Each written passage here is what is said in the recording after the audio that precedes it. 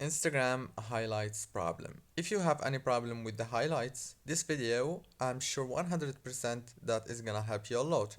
First thing you have to do is open the settings on your phone, go to the apps manager, go to the apps, go to Instagram, go to the notifications management, scroll until the down here, and go to the badges option, disable it and enable it again.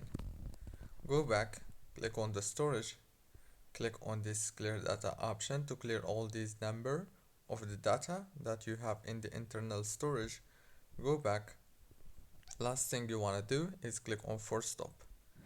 Now what you have to do is turn off your phone and turn it on again, and you can do the same thing on iOS.